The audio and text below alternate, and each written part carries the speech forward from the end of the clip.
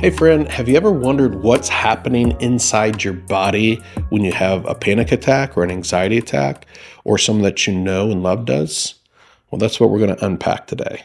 I'm Josh Spurlock, a licensed Christian counselor, here to answer your questions about faith and mental health. So, anxiety is a fear response, it's a fear alarm in our body. It operates like on a dial of intensity, depending on how severe, how significant the threat is.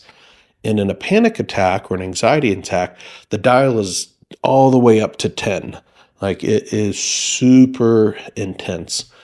And the best way I know how to describe it is kind of like if you've ever been to the ocean or to a pool and you've been roughhousing and playing around with friends and had somebody hold you under the water a little too long. If you've had that experience, and I think most people have, that panicky feeling that happens inside as you think you might die, right? Your body doesn't know whether or not you're going to get oxygen in the time that you need, or if you might drown right there.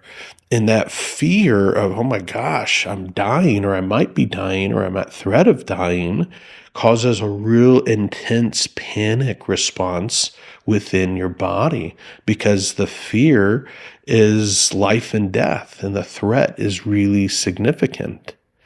So when a person is experiencing an anxiety attack or a panic attack, the signals inside their body in response to the anxious feelings that they're having get so intense that the body's not sure that it's not dying because of changes in the breathing and heart rate and the changes in oxygen and CO2 balance from rapid shallow breathing that's taking place without that oxygen being consumed by muscles. It triggers a very similar response to that being held underneath the water. And so we go into full on panic mode of, I feel like I'm dying. I might be dying. And oftentimes people go to the hospital having a panic attack or an anxiety attack because their body feels like it's dying, like they're maybe having a heart attack or something. I don't know. But it's the misinterpretation of the intensity of that anxiety response as a threat to one's survival that kicks it into that next higher gear and actually just fuels the loop in the cycle that's happening. So that's what's happening inside when a person is having an anxiety attack and a panic attack. What a person needs is regulation in their nervous system. Their body needs to receive the message that you're not going to die. And that's not going to happen just from telling a person you're not going to die.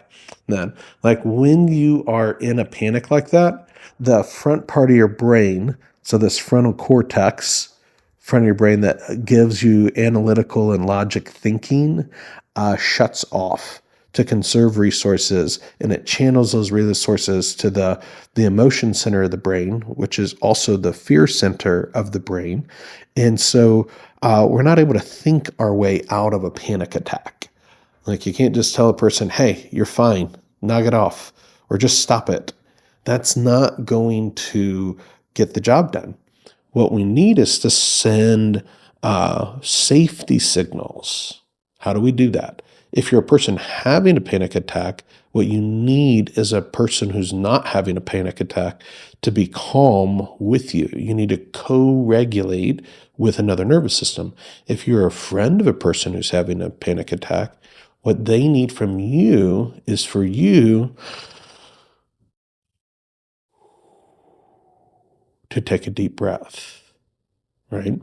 Because if you are all, oh my gosh, what's happening? They're going to die. Your nervous system and the fear in your nervous systems actually fuels the fear, and it sends danger and threat signals to their nervous system. And so you can actually make things worse by being all in a panic yourself. The best thing that you can do is take a deep breath, look them in the face, Talk to them real gently, like you would talk to a baby that was crying or that was scared or upset. And you're like, it's going to be okay. Hold their hands, be with them. The physical touch, the gentleness in your voice, the softness in your eyes. It's okay. I'm right here with you. You're not alone. We're going to be okay. Let's breathe together. Let's breathe together. Slowing down the lungs, getting the air balance to regulate out. The warm presence, the calm presence causes oxytocin to release in the brain, and oxytocin inhibits the fear circuitry of the brain. And that soothes and regulates and causes the parasympathetic brake to come on. It's calming down that sympathetic activation, and they're able to have their frontal cortex come back online, and where they're able to kind of think and use this part of the brain to help them regulate also.